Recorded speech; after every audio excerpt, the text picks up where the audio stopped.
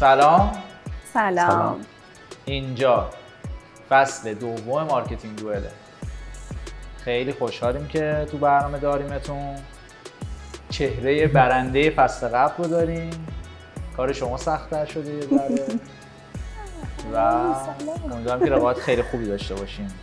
ما تک تک کامنت‌های فصل اول رو سعی کردیم تو فصل دوم رفع بکنیم و امیدوارم که برنامه خوبی باشه. 8 تا چالش خیلی خوب داریم. یعنی یه سری چالشامون فصل اول گفتن این چقدر لوس بود، این چقدر بی‌مزه بود، اینو اینطوری بود. هر انتقادی کردم ما گوش دادیم. بخاطر همین یه ذره با یه آمادگی بیشتری اومدیم تو فصل دو. خب من چالش‌ها رو بهتون توضیح میدم. قبل از اینکه وارد چالش‌ها بشیم خودتون معرفی بکنین. به نظرم شما شروع بکنین. سلام، خیلی خوشحالم که تو این فصل در کنارتون هستم. من مرضیه صائمی ام، فاوندر آژانس مارکتینگ پرسونا و CMO فرش مودما هم هستم. خوشبختم. مجدد سلام عرض میکنم. ممنون از دعوتتون. مرسی از محبتتون. تیم ادلایف. سجاد حاجیلو هستم، بیزینس دیولپمنت و مارکتینگ کانسالتنت. در خدمتتون هستم. امیدوارم که امروز مسابقه خیلی خوبی با هم دیگه داشته باشیم. شما برای بار دومه میای توی برنامه. چه حسی داری؟ یه رقیبو خارج کردیم، اومدی رقیب بعدی. والا امیدوارم که رقیب قبلی من هر جا هست حالش خوب باشه. از همین دوربین بهش سلام میکنم. امیدوارم که اوضاع و وفق مرادش باشه. میدونم که بعد از اون مسابقه زیاد روز خوبی نداشت، ولی خب دیگه به هر حال زندگی همینه دیگه. خانم علیرضا امیدوارم که هر جا هستی موفق باشی. خب این دفعه یه فرقی با فصل اول کرده و شرط میذاریم. بازنده باید یه کاری رو انجام بده، برنده همون شرط رو تعیین میکنه. حالا میتونید الان بگید اگه شرط خاصی دارید، تا آخر برنامه هم میتونید فکر کنید. برنده میتونه فکر بکنه که حالا معلومه کدومتون باشه، میتونید فکر کنید و آخر برنامه اعلام کنید. آخر برنامه بهش فکر میکنم. آخر برنامه. خب بریم تو چالش‌ها بچه‌ها. بفهم. خب چالش اولمون پیکشنریه. مثل فصل قبل تغییر نکرده. بلدیم پیکشنری؟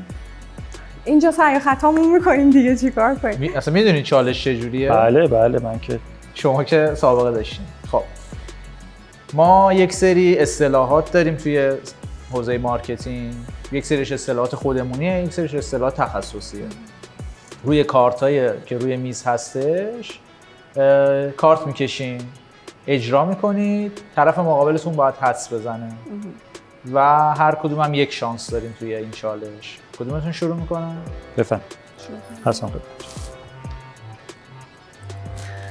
بعد از اینکه دیدی به دوربین هم نشون بده.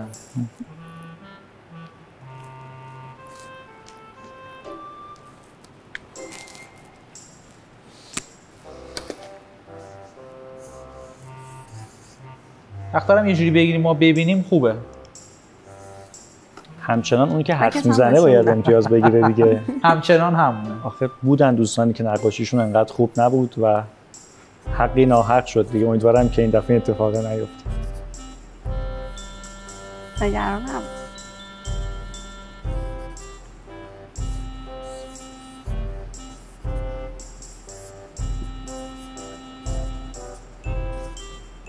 یک دقیقه وقت داریم.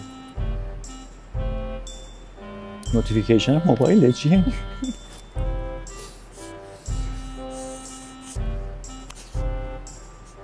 خانم علیرضا کاشکی تو بودی. بدتر شدی. آسونه. الان داری حدس میزنی؟ الان شما اگه تونستی حدس بزنی من حدس میزنم. یه سری صفحه موبایل گذاشته جلوی من. موبایل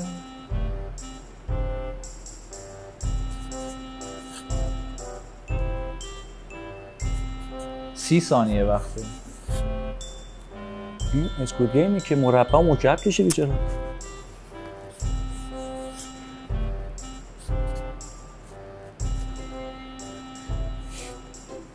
مرضیه خوب کشیده. خیلی خوب کشیده. خیلی خوب کشیده. آسونه.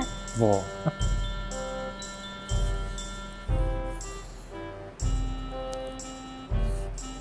بچه‌ها تایمتون تموم شد. ایوه. بگو مرضیه. استوری تلینگ. استوری تلینگ. استوری لایک کامنت شیر استوری تلینگ. یه کتاب بکش استوری. اینستا. سادگی. خب سجادی امتیاز این بخش رو از دست داد. خب امتیاز که نگرفتی، برو ببینیم چیکار می‌کنی. مرضیه امتیاز میگیره. برنده‌های قبلی فکر کنم چه قبلی هم نبودن ها. کاش که اینو نمیگفت. برو. سخت بود؟ تو سختی نیست. صحبتی با شما.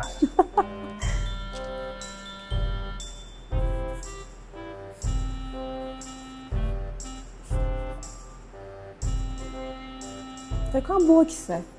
عصبانی شده.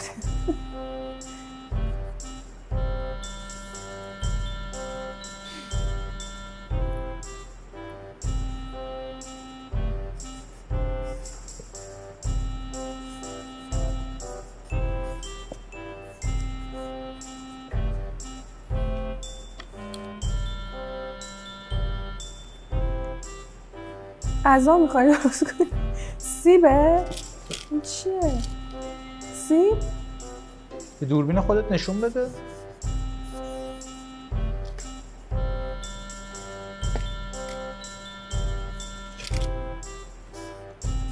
اصلا نقاشیت خوب نیست. پر شده این؟ پانتومیم نیست بچه، نقاشی. یه چیز دیگه اضافه کن. اصلا معلوم نیست چیه. سیبه؟ میوه است؟ آره میوه است. خیلی به مارکتینگ. از اصطلاحات میوه‌ای که تو مارکتینگ میخورن. تو بگه یه چیزی نبوده الان هست. انگار بگ کشیدی مثلا. خریده؟ میوه خریده؟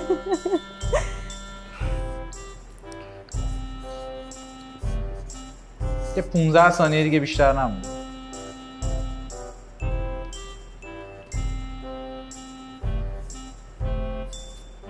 دایره شده مربع. نه مربع شده دایره. مربع شده دایره. تمام. 13 سال. چی بود سجاد؟ ریبرند. خیلی بد کشیدی. ریبرند. میخواستم امتیاز نگیرم. بابا سیبش رنگی شد دیگه. این جوجوه عوض شد، سیبه عوض شد. اینجوری ریبرند میکنی؟ بفهم تموم شد. از این بخش هر دو عزیز امتیاز نگرفتیم. بریم چالش بعدی بریم چیکار کنیم. خیلی قشنگ برات. بچه‌ها چالش دوم، چالش اولو که پرقدرت خراب کردیم و ایشالله تو چالش دوم بتونیم یه امتیازی بگیریم. امتیاز منفی باید بهش میدادی. خیلی بد نقاشی کرد واقعا. یه جوجه کشیده بود که پا نداشت، بعد پاش در اومد. پشت صحنه فهمیدم. ریبرند کرد جوجه دیگه. ریبرند شد، پا در آورد. خب بریم چالش دوم. پانتومیم یه سری تغییرات داشته. تغییرات اونم اینه که شما تگلاین یک برند و خود برند رو اونجا میبینید، باید اجرا کنید، طرف مقابل حدس بزنه. حالا اول میتونید برند رو اجرا بکنید حدس بزنه، یا تو شعار یه بخشی داره که میتونه طرف احساس میکنید میتونه حدس بزنه. هر کدوم راحت ترین، ولی باید برند و تگلاینش رو در نهایت بگین. کی شروع میکنه؟ شما.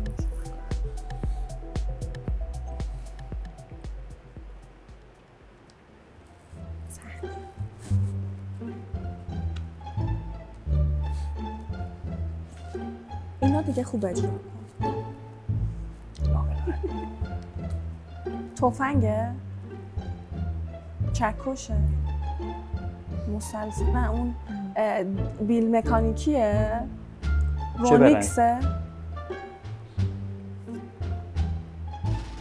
شعارش هم باید بازی کنم. شعارش هم باید بگی دیگه. حالا نمیدونم. مخصوصا دیگه نمیدونم. نه واقعا نمیدونم بازی کنم چیکار کنم. اونو که تفنگ بازی کردی، ولی شعارشو ببینم چیکار. این دله بود. خب آخرین تایم داری، 1 دقیقه تایم داری. استفاده کنم.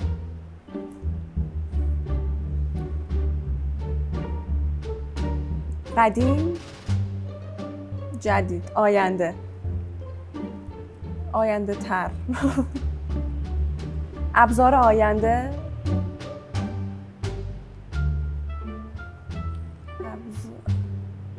ابزاری که برای آینده می‌خری؟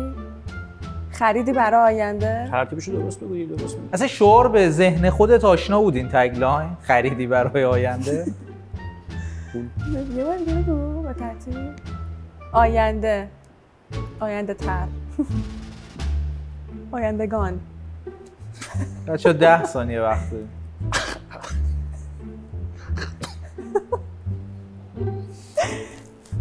ابزار تمام. بگو سجاد. آخرین ابزاری که می‌خرید. آخرین ابزاری که می‌خرید. این آخره؟ آخر نداشتم دیگه، این ور نداشتم، اون ور داشتم. خب. بچه‌ها می‌دونید که تو مسابقه باید امتیاز بگیریم، برای برنده شدن لازمه که امتیازات رو بگیریم. یه جوری اجرا کن امتیاز بگیرم، یه جوری اجرا میکنه که امتیاز رو نگیری، یعنی واسه اینو. خب برو مرزی. باشه تو ببر، ولی یه جوری اجرا کن. من قرارداد 3 فصل رو امضا کردم. 3 فصل رو امضا کردم. حالا نداشتیم که اینجای مسابقه امتیاز نگیره. بفهم. خب آماده ای؟ بله. خب یه جوری اجرا کنم نتونی حدس بزنی.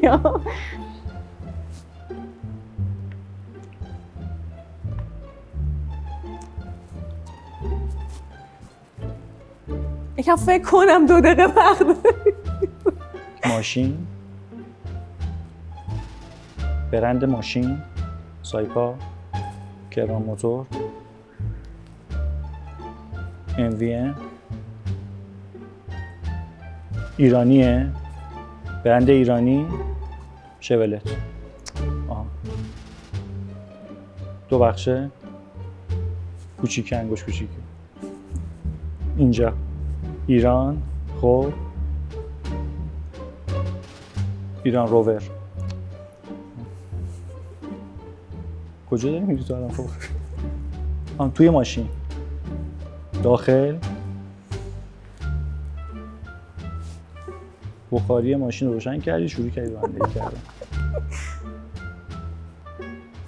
تقریبا مرزی کار دیگه ای به غیر از این نکرده. همین 2 دستی گرفته، زیادم نمیشه. ایران خودرو راه تو را میخواند. باریکلا. 1 امتیاز. اجرا عالی بود. اجرا عالی بود. 1 امتیاز. بچه‌ها از این چالش 1 امتیاز. یکی سجاد. بریم چالش بعد. خب بریم چالش سوم. 2 چالش قبلی رو که خیلی لغزان اومدیم بالا. با شما بود. شما هنوز امتیاز 0. مرزی جان شما 0. لغزان. یه امتیاز سجاد گرفته. 2 بخش قبلی اومدیم بخش خیلی هم پر اومدیم. خب بچه‌ها بخش سوم شعاربازیه. دفعه پیش خیلی به ما انتقاد کردن که آقا شأن مارکت رو بردین زیر سوال با این شعارها و محصولات و اینا. ما گفتیم خب باشه ما این دفعه کار فرهنگی می‌کنیم. ولی تو این بخش هم باید شعار بدین کلا. اوکی این شعار دادن؟ بلدین خوب شعار میگین؟ یه تست بکنم الان. مثلا برای مالتیچ الان یه شعار بگیم ببینیم چی خوبه. همین الان فاکتور می‌کنیم تا آخر برنامه. شما شروع کنید. چقدر تایم داریم فکر کنیم؟ الان داریم تست می‌کنیم. من نرفتیم تو چالش. ما نرفتیم؟ معلومه آماده این کلا برای چالش شعار بازی.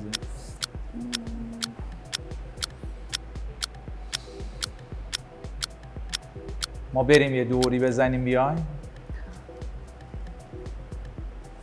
میگی یا بگم؟ مثلا میتونیم روی انرژی داشتن مانور بدیم.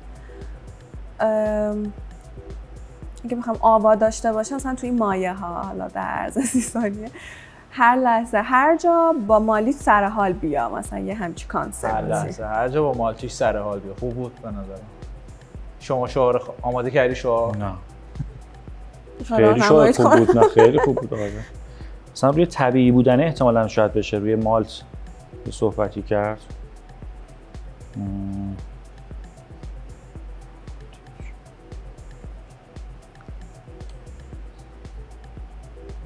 2 hours later. نه چیز خاصی بزنم. چیز خاصی بزنم. خب بریم برای بخش شعار فرهنگی که یک سری اتفاقات فرهنگی ما روی اون کاغذها نوشتیم که به عنوان یک بریف شما برای طرف مقابل میخونید و طرف مقابل بعد شعار رو بگه.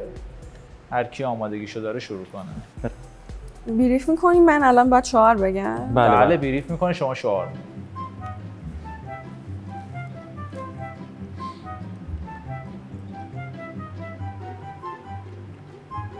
خودش بیریف نشد. اجازه است عوضش کنم؟ نه. من کارفرما دوست ندارم اینو. چون در جلسات مداوم موبایل را چک نکنید. یه کار فرهنگ سازیه تو جلسات، همه سرشون تو گوشیه، میخوایم یا کمتر چک کنید گوشیتون رو تو جلسه.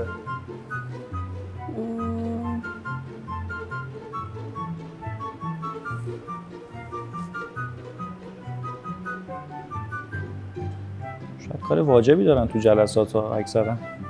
مثلا بازار سهامی چک یه جوری بگید که تاثیر بذاره که ایشون هم چک نکنه. تو دست میزنی بازار نمیریزه. 5 دقیقه گوشیتو چک نکنی بازار نمیریزه. سهام نمیریزه. یعنی ما تو همت داریم میریم اینو میبینیم. بالا قشنگ موضوع تاثیرگذار. 5 دقیقه گوشیتو چک نکنی بازار نمیریزه. عالی بود. خوب بود به نظرم. من به نظرم به عنوان شعار اول یه امتیاز بهت بدیم. متشکرم. یه امتیاز بگیری حداقل صفر بیای دیگه. خب بریم ببینیم شما به سجاد بریف بده ببینیم چیکار. آماده ای؟ بله بله. خیلی قشنگ. نشون بده. لایی نکشید. چی؟ لایی نکشید. لایی نکشید؟ با خودرو کلا کار داری امروز. لایی نکشید.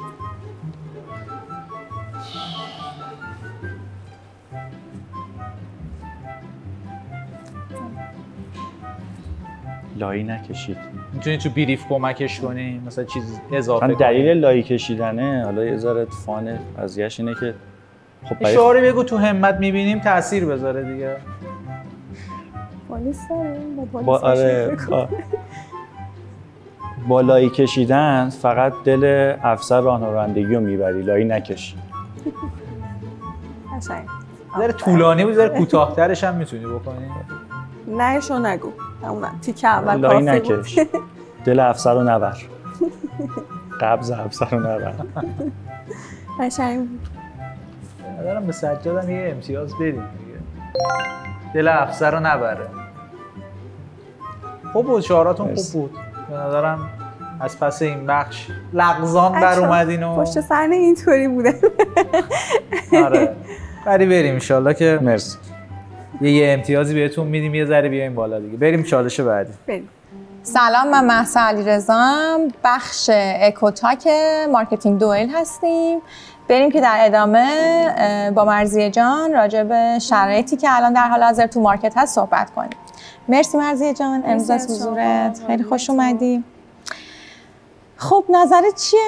شرایط مارکتینگ شرایط عادی نیست همونطوری که می‌بینیم. دوست دارم که یه ذره راجع به این شرایط نظر شما رو هم بدونم، ببینم که پیش بینی چیه، فکر می‌کنی به چه سمتی میره. من فکر می‌کنم این تجربه که این بار اتفاق افتاد با شرایط‌های قبلی و چالش‌های قبلی کلاً متفاوت‌تر بود و اصلا اتفاقات متفاوتی رقم خورد. اولین جایی که دست روش گذاشته شد بحث مارکتینگ و تبلیغات بود. به تبع همه کسب و کارها اولین کاری که میکنن بودجه تبلیغاتی رو، حالا همه که نه ولی اکثرا بودجه تبلیغاتی رو یا کاهش میدن یا قطع میکنن. از طرفی خب جای ریسک برای کسب و کارها واقعا وجود نداره و خب خیلی شمرده تر باید یه سری کارها رو انجام بدن و با فکر بیشتر. از طرف دیگر اون مارکت در واقع خودمون هستش که امرار معاش یا اون کسب و کاری که در واقع وجود داره و دارن ازش پول سازی میکنن این حوزه و این بیزینسه. هم حال کسب و کارها واقعا خوب نبوده و همچنان هم نیست. یک کوچولو فکر میکنم تازگی برگشتن انگار به بازی، یک کمی تازه در واقع. هم حال مارکترها واقعیتش زیاد خوب نیست. تصمیم گیری خیلی سخته، دیتای قبلی وجود نداره که منوط بر اون بخوایم بست استیمیت کنیم، تخمین خوبی بزنیم، تصمیم خیلی درستی بگیریم. خیلی شهودی شده همه چیز و مجبوریم تستای کوچیک کوچیک بگیریم که ببینیم چجوری میشه کسب و کار رو سر پا نگه داشت و از اون طرف هم فعالیت قطع نشه.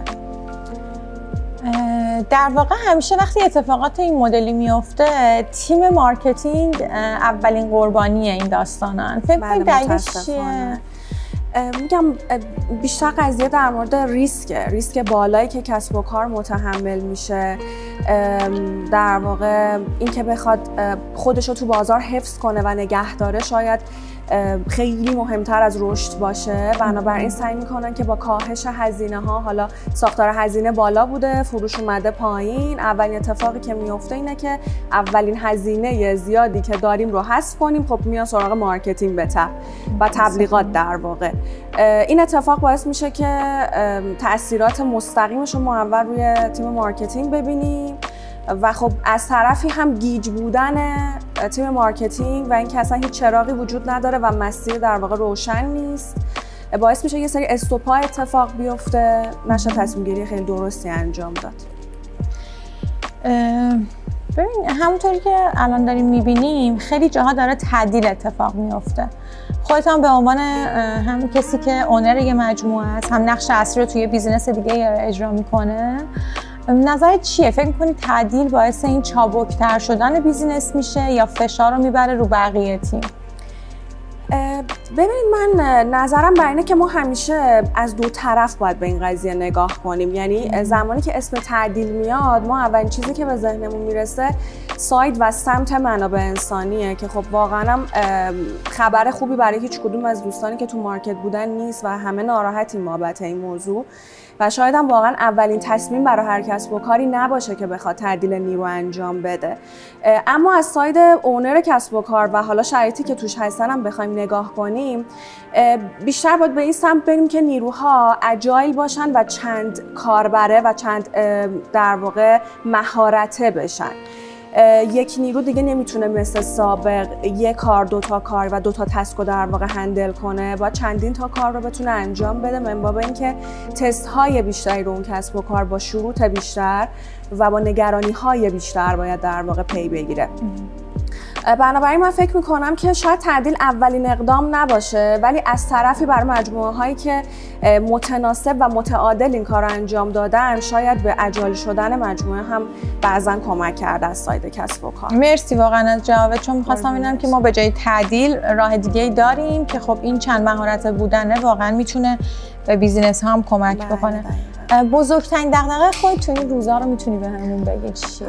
من فکر میکنم که مارکترهایی که کلا تحلیل و داده محور در واقع هستن و تحلیلشون بر اساس داده اتفاق میفته، چون الان بیس استیمیتی ندارن و دیتای قبلی مشابه شرایط فعلی ندارن، این تست گرفتنه و تضمین کردن شرایطی که میخواد برای هر کسب و کاری اتفاق بیفته الان برای همه مارکترها خیلی سخت‌تر شده. ضمن اینکه انتظار فروش از سمت کسب و کارها وجود داره و مارکترها واقعا نمیدونن دقیقاً چه تصمیمی میتونه اون نتیجه خوبه رو بده به کسب و کار. از ساید کسب و کار هم بخوام بگم واقعا ریسک این که کدوم چنل رو تست کنی، کجا وارد چی و چه اتفاقی بیفته خودش چالش خیلی بزرگیه. متاسفانه بله. مرسی که امروز کنارمون بودی. مرسی از دیتاهای خوبی که بهمون دادی. ممنونم.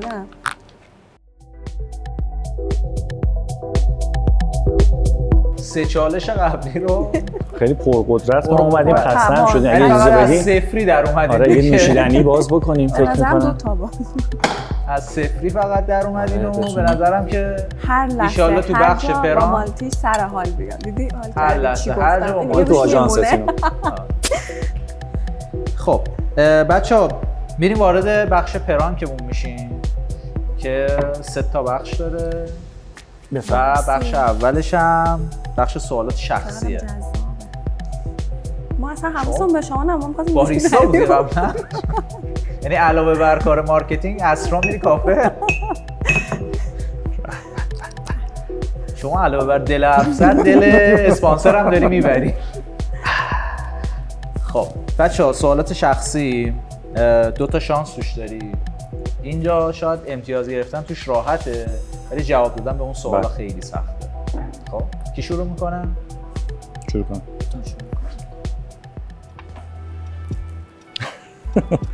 عشق ابدی قسمت چندی؟ اصلا ندیدم. به خدا ندیدم، باور کن. حالا جالب بگم که به تبلیغات یوتیوبش خیلی فکر کردم با وجودی که ندیدم. قسمت چندی؟ ولی ندیدم. ندیدم باور کن. این اگه دیده بودم. یعنی 63 رو دیروز ندیدی؟ به شما یه امتیاز میدم. به سجادی امتیاز. خب خوب بود. یه امتیاز مرزی میگیری یا از این بخش؟ خب نیروی کسی رو هانت کردی؟ بله. کم توضیح بده. با یه مجموعه کار میکردیم که یه همکار خیلی حرفه‌ای داشت، توی جای مناسبی کار نمی‌کرد. پوزیشنه براش یه ذره برای اون پوزیشن اوور کوالیفاید بود و دوست هم داشت که از اون اصلا حرفه بیاد بیرون و اولین کسی که گفت من می‌خوام این کارو بکنم بلافاصله گرفتمش و استفاده کردم، ولی کارفرماشم در جریان بود. ولی خب هم اخلاقی سعی کردم رعایت بکنم، ولی با افتخار میگم بله نیروی خوبی بود و جذبشم کردم. خب یکی امتیاز گرفتین. چه شما بستم امتیاز دادم. تا حالا فایل یکی دیگر رو به اسم خودت زدی؟ نه نوشته آخرین بار کی؟ آخرین بار کی؟ فایل که آره و نگاه کن بگو. آره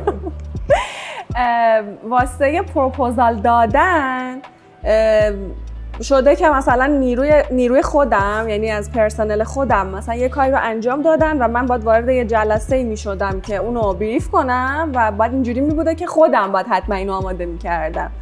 بعد یکی دیگه زحمتشو کشیده، من به نام خودم رفتم پرزنت کردم. پولش هم گرفتی؟ پولش هم گرفتم. میشه جان. پول اونم دادم. ولی اسمشو بگی فایل کی بود؟ از همین واسه کی بودو نمیتونم بگم، ولی همینجا از محسن تشکر میکنم. آره این اتفاق. سهم محسن هم دادی؟ سهم محسن رو دادم. چقدر دادی بهش؟ پیش دادم که اگه خواستم یه وقت بگم. کی فایل خاصی بهت بدیم ما؟ میخوای هانتش کنی؟ نه میخوام پول بگیرم دیگه، فایل زیاد داره. خب عالی. سوال بعدی. سوال آخر شما هست. نوبت شماست مرزی جان. من دوست داشتم قسمت خوشش اومد. آره. گیلتی پلژر زیاد داره. خیلی در مورد منابع انسانی ازت سوال میشه. فکر کنم یه کارایی داری میکنی. شده برای چیزی جز تخصص نیروی رو استخدام یا اخراج کنی چی بوده؟ بله.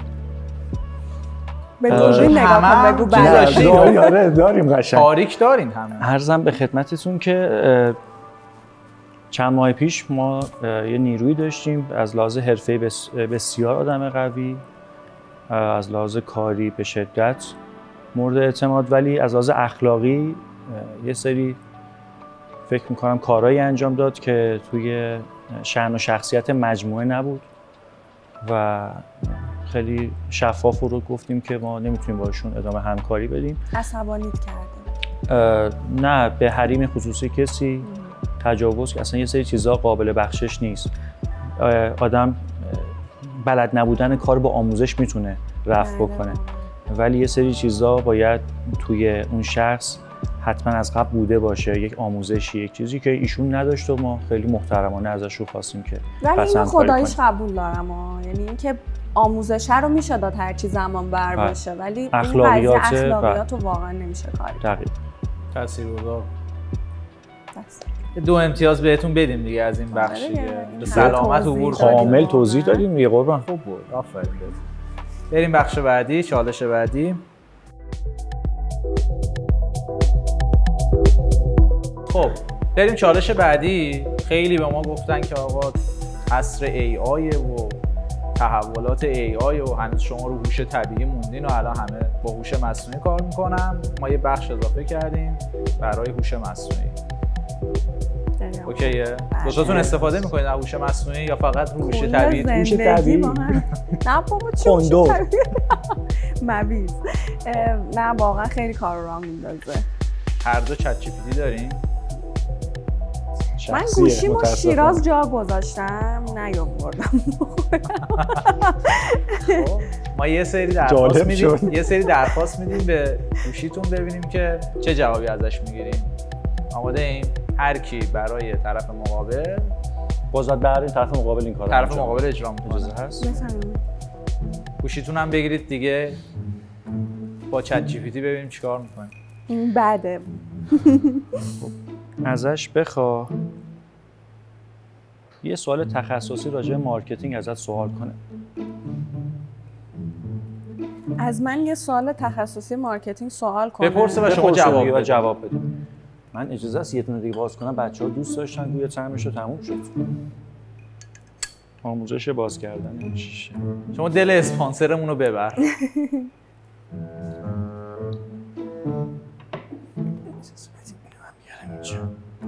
من مرضیه داری میزنی جوابش هم بگو. جواب کامل. هر سوالی پرسیدی جوابش هم بگو.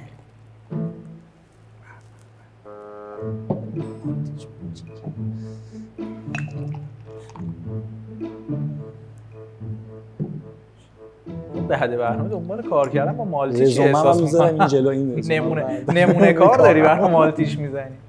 خب ما منتظریم مرضیه جان. گفتم که میدونی که من یه متخصص مارکتینگم، یه سوال تخصصی مارکتینگ ازم بپرس با توجه به نتایج قبلی سرچ هایی که باهات داشتم. بعد پرسید که نظرمو پرسید، گفت تو انقدر فعالم تو همه حوزه ها، گفت دوست داری تو کدوم حوزه ازت سوال بپرسم؟ استوری تلینگ می‌کنی دقیقاً چیزی که میگه رو بگو. بگو استراتژی بازاریابی. گفتم هرچی. پرامپتم عوض کنم. اوکی.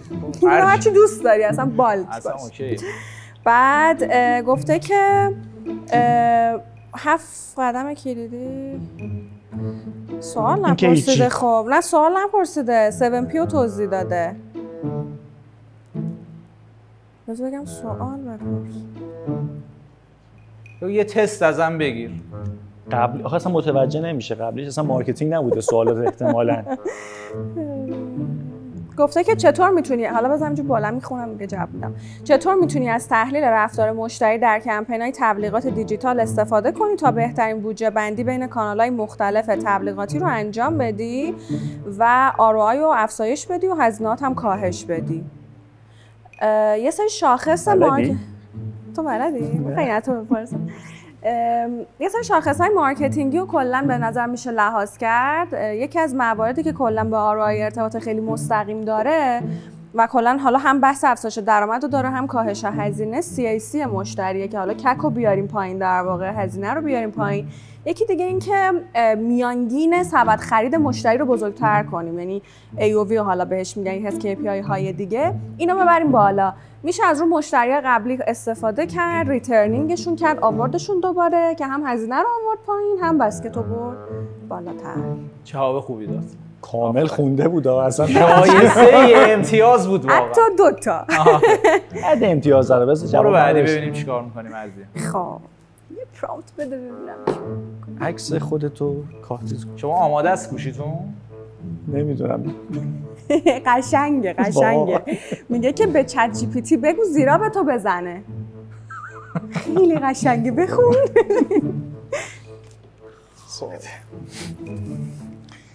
قبلی ها رو پاک کنم. دیلیت. کنترل آلت دیلیت. شما چک هم بکن بعدش گوشی. من نگفتی چک کنم. اعتماد اصلا اعتماد یه طرف هست.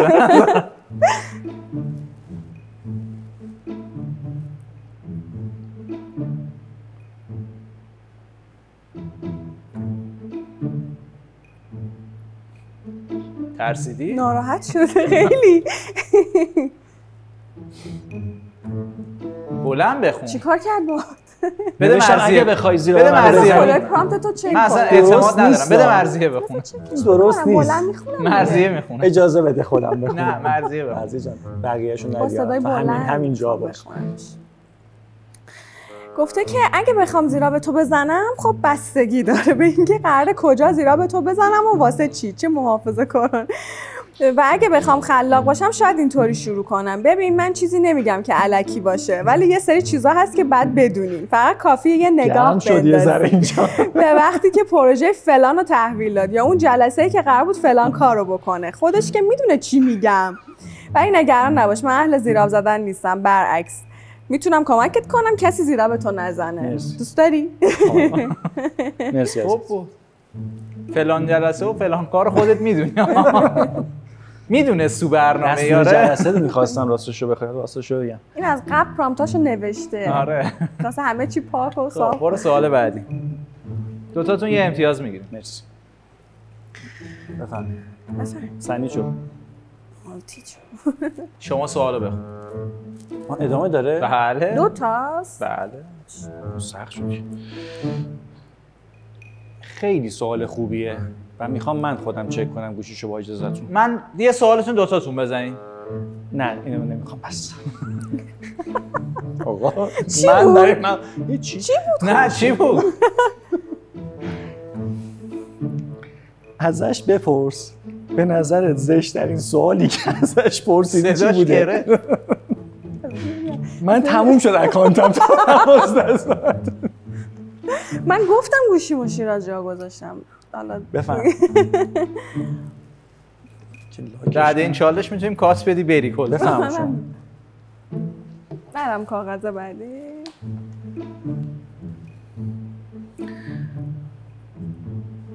همه استرس گرفتن گوشیاشونو برداشتن، همه پشت سر دارن نگاه میکنن. نکنه این واسه ما باشه زشت داره خودتون. اگه ازم تو برنامه پرسیدن اینو جواب نده. میشه ببینم ببخشید. بله بله. شما میخونی اصلا؟ مرسی.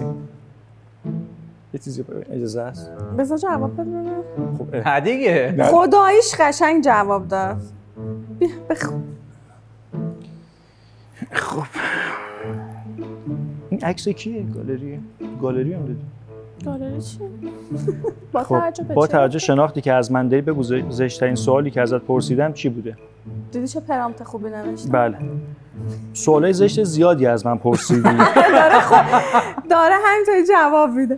اصلا بلند بخون با صدای بلند نشون دوربین ببین دوربین داری یا سوالای زشت زیادی از من پرسیدی. بخونم دیگه. من طراحی نشدم شما رو قضاوت کنم. ممکنه در لحظه در جای احتیاجش این سوالا رو بپرسی. هر سوالی میپرسی بخشی از مسیر یادگیریه، به حال احتیاج داشته واسه یادگیری.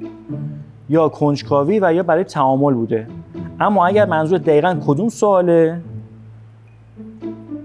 میتونم صادقانه بگم کدوم سوال جای کار بیشتری داره که نپرسیدی. خب بگو به نظرت بدترینش کدومه؟ هیچ ایرادی نداره، قضاوتم. اشکال نداره قضاوتم کنید.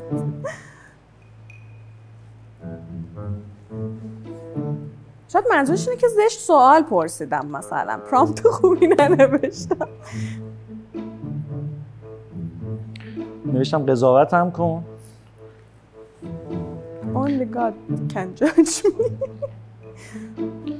بازم گفته سوال زشت زیادی از من پرسیدی، ولی از نظر کاربردی و تخصصی کم ارزش این سوالی که پرسیدی ربطی مارکتینگ نداشته، بلکه ربط بهبود مهارت‌های فردی خودت بوده. فقط منو تو تله فلسفی عاطفی انداختی. ببین چی رو میذاری تو تله فلسفی و عاطفی؟ چی کار میکنی یا؟ خدمت شما. خب بریم یه سوال آخر برای همونو قرار نبود. نه خیر. فقط توی یه بخش جدید بزن. بله چشم. ببین خیلی قشنگتر از قبلیه. بخون. گفته که ازش بخواه یک راز در موردت فاش کنه. خیلی قبلی رو قبول نکردی، ببین همون به نظرم نصیبت شد. 2 تومن میگیرم سوال قبلی رو بهت برمیگردم. شما خودت تو گوشی بزن. قفله. والا بازش سوال چی بود دقیقاً؟ ازش بخواه که یه راز بسیار مهم رو در موردت فاش کنه. بسیار مهمم خودم اضافه کرد.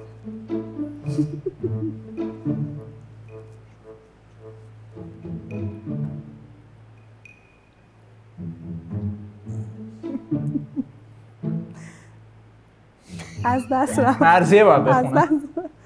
بذار بخونم پرزنت کنم. همونو بخونی ها.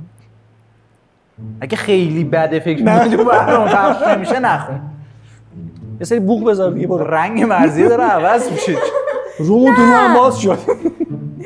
گفته که اوه یه راز خیلی مهم از تو کمتر کسی میدونه که تو وقتی همه فکر میکنن داری تمرکز میکنی توهم میشه.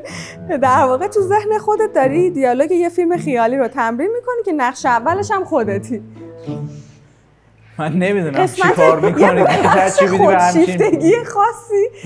یعنی اون موقع که همه فکر میکنن تو الان تمرکز کردی داری یه فیلم فکر میکنی که خودت نقش اولش یا اون روزی هم که گفتی دیر تراپیست رسیدی آشنا چون بعد برنامه. اینجا قشنگه، میگه اون روزی که گفتی دیر رسیدی چون ترافیک بود. آفرین، خیلی دروغ قشنگی گفتی. در واقع داشتی قهوه‌تو می‌خوردی. حالا اشکال نداره، اینا لو نمیرن. گفتم رسیدم ولی داشتم لباس می‌پوشیدم تازه. مگه اینکه خودت بخوای ادامش بدی. ببین داره اینو میگه. خب هر کدوم 2 امتیاز گرفتیم. مرسی. مرسی. عالی. بریم چالش بعدی. در این بخش از اکوتاک در خدمت آقای سجاد، برنده قبلی فصل مارکتینگ دوئل هستیم. مرسی از حضورتون. این فصل هم کنارمونیم. ممنون که همراهی کردیم. امیدواریم که تو این بخش هم شما برنده باشین.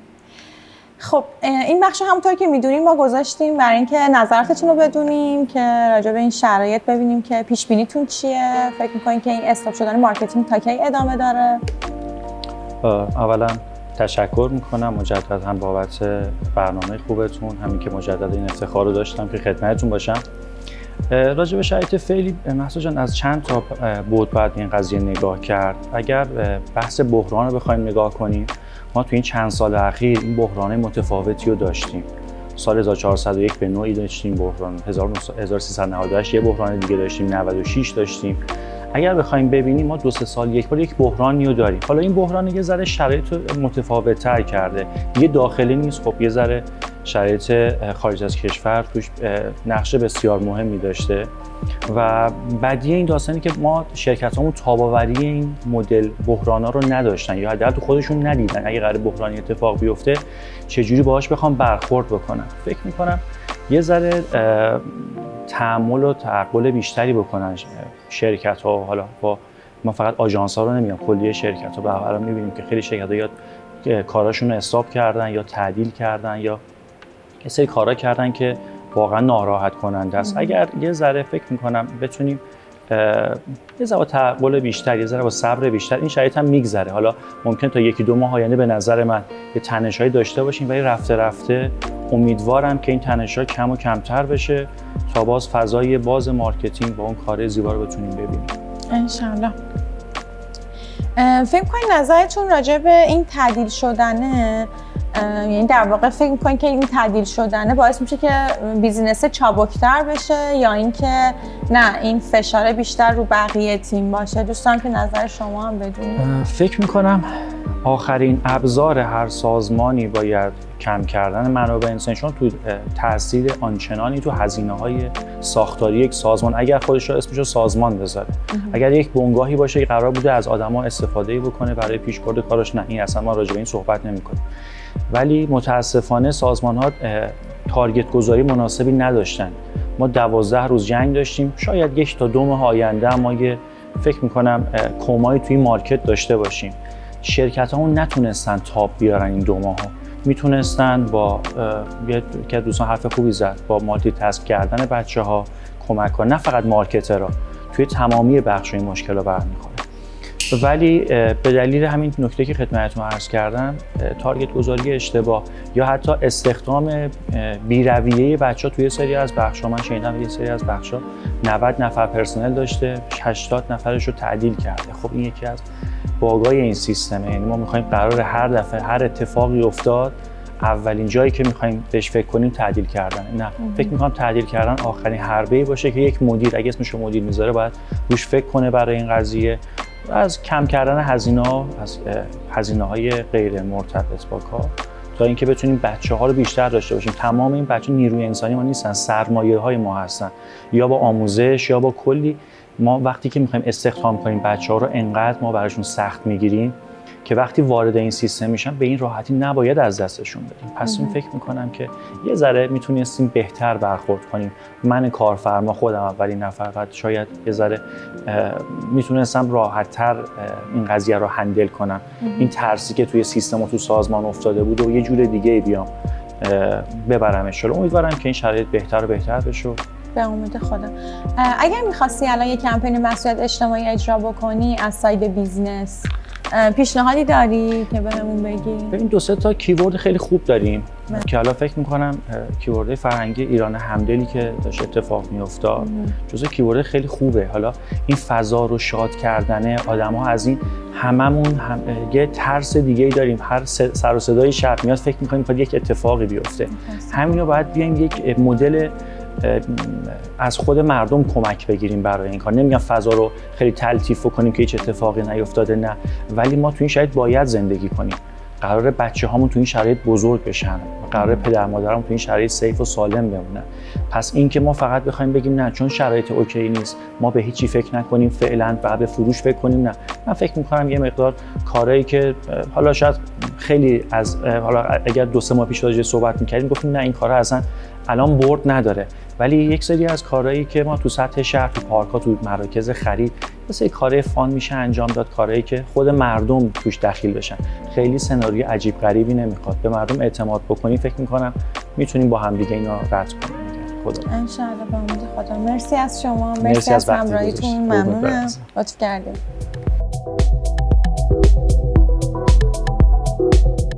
خب چالش بعدی، چالش خیلی ساده، این یا اون.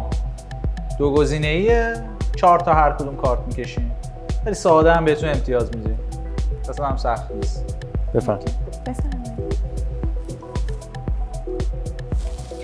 خب کار درست یا حرف مدیر عامل؟ کار درست. اینو من لایک برای چیز میگید دیگه؟ برای برنامه گفتی فقط اینو. ممکنه مدیر عامل ببینیم. تجربه تحصیلات. تجربه.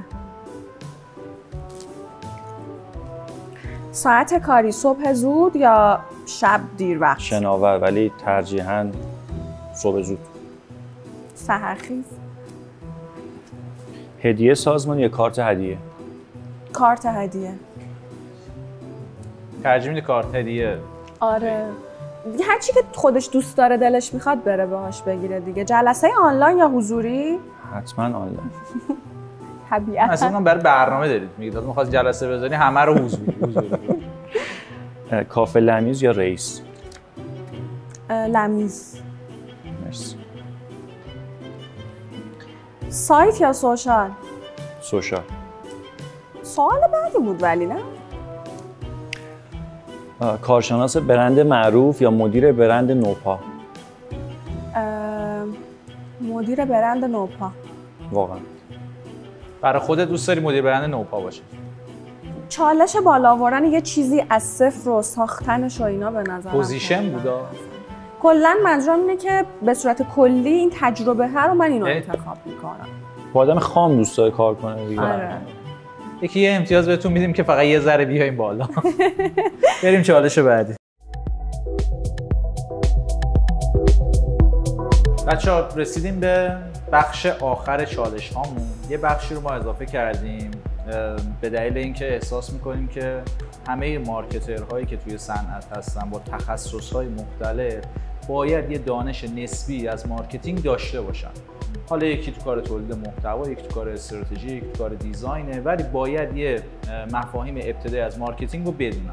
به خاطر همون احساس کردیم که توی این برنامه ما باید یه بخش اضافه بکنیم، بخش تخصصی، که البته خیلی انتقاد هم بهمون شد که آقا ما انتظارمون این بود مارکتینگ دول 2 تا مدیر مارکتینگ همدیگه رو بگیرن بزنن زیر چک و لگد بگیرن همدیگه رو به خاطر مثلا مسائل علمیشون و تخصصیشون و اینا، ولی ما حالا این بخش رو اضافه کردیم در حد در واقع مفاهیم پایه مارکتینگ.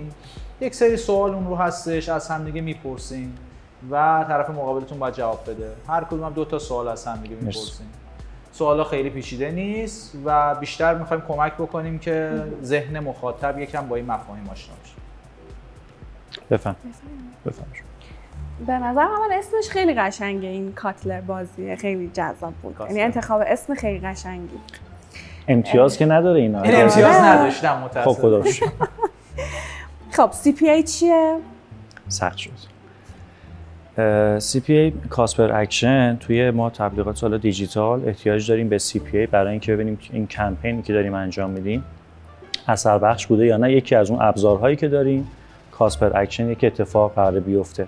پس کاسپر اکشن یکی از مهمترین ابزارهایی که ما میتونیم ببینیم که اون کمپین ما آیا تاثیرگذار بوده یا نه. من یه چیزی اضافه کنم، کلا CPA عشق مارکتراست. بله. یعنی بین همه شاخص‌ها معمولا بیشتر 60% مارکترها عاشق اینن که با CPA کار کنن تا بقیه شاخص‌ها، چون هزینه‌اش پایین‌تر میاد. عالی، مرسی. CLV CLV مخفف کاستومر لایف تایم ولیوه و به معنای اینه که تو مدت زمانی که کاربر با شما درگیره و اصلا اون عمری که توی بیزنس شما با شما در واقع تعامل داره با برند شما، چقدر برای شما ارزش آفرینی میکنه، یعنی چقدر خرید میکنه ازتون. اون عدده میشه حکم این KPI، حکم CLV. یه چیزی هم من اضافه بکنم، فقط هم خود مستقیم محصول ما راجع بهش صحبت نمی‌کنیم. ابعاد کل برند و امکاناتی که میتونه در اختیار کاستومر قرار بده رو ما لحاظ می‌کنیم برای اینکه CLV رو بخوایم محاسبه بکنیم. آخر برنامه یه ذره فنی‌تر شد و فکر می‌کنم بهتر شد. بخش برای شما خیلی انگار مثلا قند و نباته براتون. امتیازها رو اعلام می‌کنیم؟ نه، آخرش. باش، مرسی. خب، مرسی. یکی دیگه؟ من بودم و میپرسم تو همین الان جواب دادی. من بله. واسه یه کارت نه شما این. درسته. خب 4P رو بگو. آمیخته بازاریابی اولین چیزیه که هر مارکتر باید بدونه و بعد به نسبت اون بیاد کارهایی که میخواد انجام بده اصلا کلا شروع بکنه. تا همینجا بلدم دیگه بقیه‌اش بلد نیستم. که 4 تا عامل اصلی توی بازاریابی پروداکت، پلیس، پروموشن و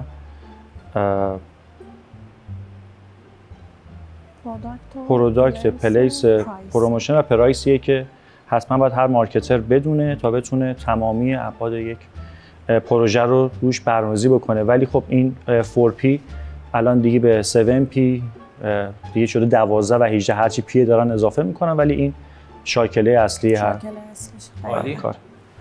سوال آخر مرضیه. مارکتینگ فانل رو اگه زحمت نیست توضیح بدیم ممنون میشیم. مارکتینگ فانل رو اگه بخوام خیلی ساده بگم، حالا قبلا میگفتن قیف فروش، ولی خب دیگه این مضمون شکل قیفه رو از دست داده.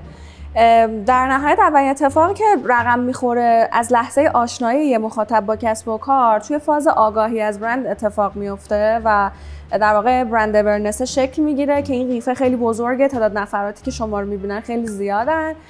کانورت میشن، میان پایین، اینترست میشن، علاقه‌مند میشن به اون در واقع کسب و کار و اون تبلیغات و مارکتینگ که شما انجام دادین. تو فاز بعدی شروع میکنه تحلیل کردن، کانسیدر میکنه که آیا مثلا انجام بدم، خرید بکنم، تعامل داشته باشم یا نه. تو فازهای بعد خریدش انجام میده و در نهایت هم با تکرار این خریده به لویال شما و اون مشتری وفادار شما تبدیل میشه.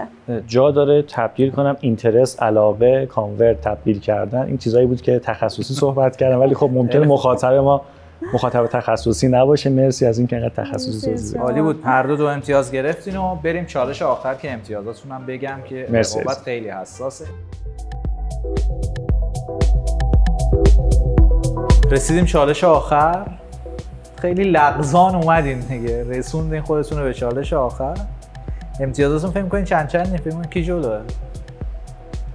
تو جلوه فکر کنم. شما اون تعریفایی که شما از عوامل برنامه کردی اگر من جلو باشم بعید نیستم اعلام کنم. صفحه که بسته بودین دیگه، حالا کاری از دست من بر نمیاد. سجاد 12، مرضیه 11. برای بچه‌های شیراز خیلی پرقدرت اومدن تو صحنه. حالا دو تا شانس دارین که برنده بشین. باید سجاد اشتباه بگه، شما هم 2 تا شانس. پوریای ولی بفهم. خب چالش آخرمون بازم تو بخش تخصصی مونه، در مورد اینه که مارکترها باید کلاً برای حضور توی این حوزه وقتی میخوان کار بکنن ذهنشون آماده باشه، یعنی نسبت به اتفاقاتی که توی محیط میفته حساس باشن. کمپینا رو ببینن، تبلیغات رو ببینن، در واقع مثلا تبلیغات محیطی رو ببینن، تبلیغات دیجیتال رو دنبال بکنن. و به خاطر همین به این چالش رسیدیم که چالش ذهن آماده. یک سری سوال در مورد اتفاقاتی که تو کمپین های حالا اخیر توی ایران میفته در مورد سوال میپرسید از هم دیگه و جواب درست بدین امتیاز میگیرید. بله. اجازه هست؟ بریم. کانسپت اصلی ریبرندینگ همراه اول چی بود؟ همراه اول انگاری که در واقع این value proposition، این وجه تمایز خودش رو میخواست روی این دیجیتالی تر شدنه و اون نسل زی و بحث 5G و مسائل اینطوری، اینکه تک بیشتری رو در واقع داره انجام بده و کلا کانسپت اصلی و مفهوم اصلی ریبرندش هم رو همین موضوع بود. میشه یه سوال اضافه کرد نسبت به این یا اینکه نه؟ جواب درست نداد. چرا؟ درست جواب نداد دیگه. کانسپت اصلیش چی بود؟ خیلی هم روش تمرکز کرد. ایمرسی بود دیگه کلا. ایمرسی بود. بپذیریم ازش. دیگه دارم میگم ایمرسی بود. باش. بریم سوال بعدی. بفهم.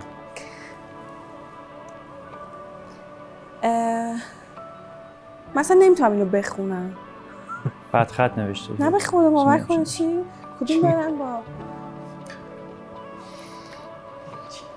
اینا تایپی داره. چیز جالب چیه؟ مورتال کمبت؟ آره مورتال کمبت درسته. کدوم قسمتش اومده ریلیز شده جدیدن؟ کدوم برن با مورتال کمبت؟ گوریلا رفت. اینو دیگه واقعا یه گوریلا مارکتینگ چند وقت پیش اجرا شد که مورتال کمبت روش اجرا کردن. صدا گنبد آخه. مورتال گنبد گنبد زده ها. مورتال گنبد گوریلا رفت.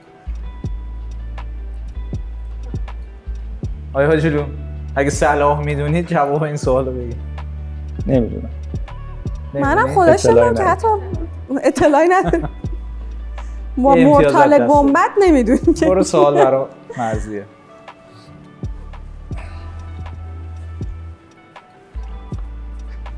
ریبرندینگ همراه اول توسط کدوم آژانس انجام شد؟ آفتاب بود دیگه. درست. اگه سجاد جواب نده مساوی میشین، باز کارت میکشین. میدین آسونه. چند تا برند که مارکت حجمی توی شهر داشتن؟ چند تاشونو بگو. رونیکس داشته، چسب رازی داشته، لینا داشته، سنیچ داشته. فکر میکنم 3-4 تاش. خب و فکر میکنم الان مساوی شدیم. نه ما الان مساوی شدیم. الان مساوی شدیم. خب بچه‌ها مساوی. یکی یه دونه کارت دیگه برداریم. پنالتی. آخه تا لحظه آخر گفتی یا یعنی دیگه فکر میکنم تو رکوردتون نبود.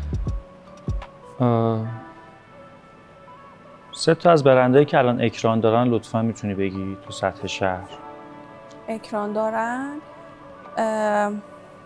یکیش خانم وکیل سخته برای شما. خب خیلی فرق داره. یه ذره شهر به شهر متفاوته. یعنی باید در نظرم بگیرید. که دیدم تو این چند روز اگه بخوام بگم مثلا یه دونه ایران نوین رو دیدم که یه دونه چیز داشت، تابلو در واقع داشت اونجا. یه خانم وکیل بودن که خیلی هم دیزاین قشنگی بود. و بانک هم دیدم. فکر کنم بانک مسکن اگه اشتباه نکنم. یه کمپین داره. خوبه. یه سوال.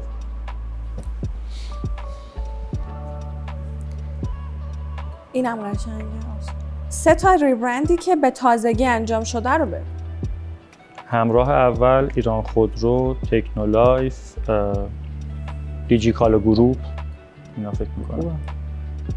کارت هست؟ کارت هست. ادامه بدیم. 2 تا از ترندهای جدید سوشال رو بگو بی زحمت. ترندهای جدید سوشال.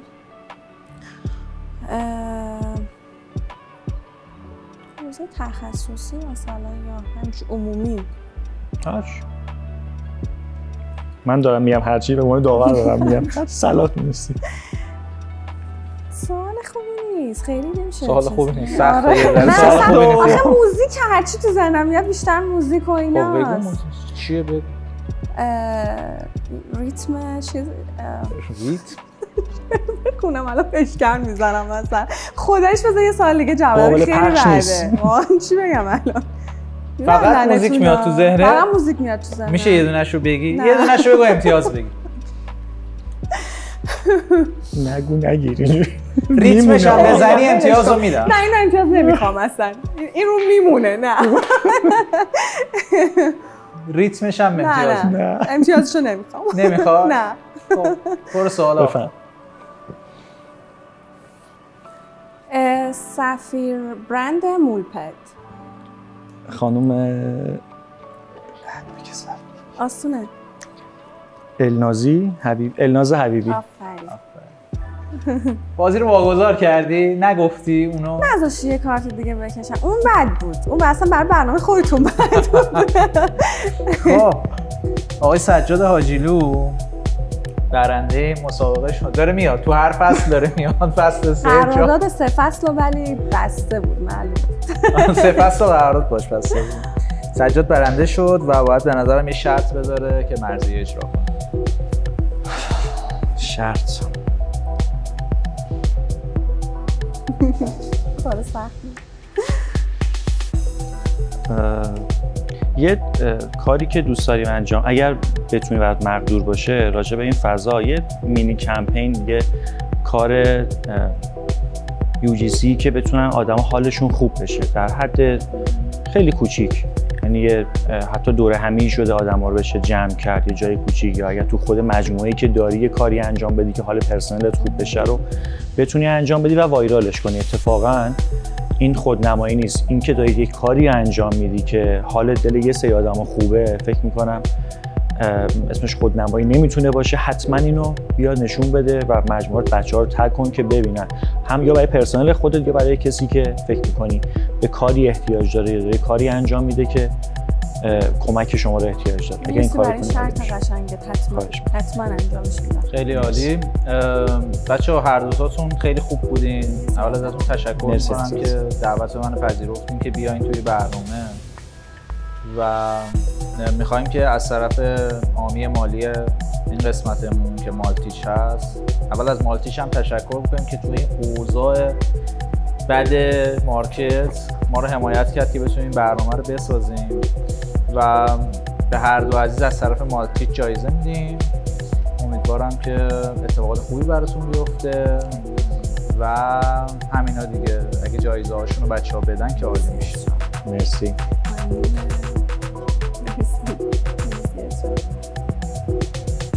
نان الکل هم هستش اینجا.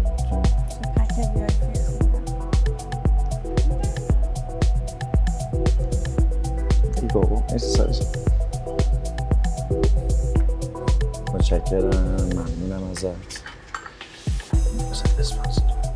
خب حستون هم بگید تو برنامه چه حسی داشتین؟ چطور گذشت بهتون؟ شما به عنوان برنده سلامت باشین. نه بحث برنده، ببخشید حالا اینجوری من یه ذره کسالت هم داشتم، ولی ممنون از دعوتی که داشتید، باز افتخار دادید، بنده رو دعوت کردی. بنده مفتخر هستم، باز خدمت دوستان هستم. امیدوارم که برنامه خوبی بشه. انرژی کم منو ببخشید، یه ذره کسالت داشتم، ولی امیدوارم که مثل برنامه قبل، سری قبل، یک برنامه هم دلپذیر مخاطبین بشه و خوششون بیاد و این کار رو بتونیم مداوم داشته باشیم. هم حال مارکت رو خوب میکنه این کار، این تیپ برنامه ها. فقط به فکر فروش نباشیم، به فکر یک سری کارهایی که داشتیم تا الان انجام میدادیم نباشیم، یه ذره حال دل خودمون رو بهتر کنیم. امیدواریم که این شرایط زودتر تموم بشه و اتفاق خوبی برای هممون رقم بخوره. مرسی از شما. منم واقعا لذت بردم از کنارتون بودن. همچنین در واقع شما خیلی چالش بامزه و جذابی بود، علاوه بر اینکه نکات تخصصی رو داشت، واقعا اون حال خوبه رو داشت که خب خیلی مهمه. امیدوارم هر چه زودتر واقعا هم به کسب و کارها این حال خوبه برگرده، هم به مارکت در واقع مارکترها برگرده این حال خوب. و من از شیرازم در واقع اومدم و خب این راه دوره رو ارزشش رو داشت، یعنی الان که این چند ساعت گذشته واقعا میگم که ارزشش رو داشت که اومدم و خب خیلی خوشحال شدم که در کنارتون بودم. مرسی ازتون، خیلی زحمت کشیدین واسه این برنامه. مرسی بچه‌ها، خسته نباشین. مرسی ازتون، امیدوارم که موفق باشین. مرسی ازتون.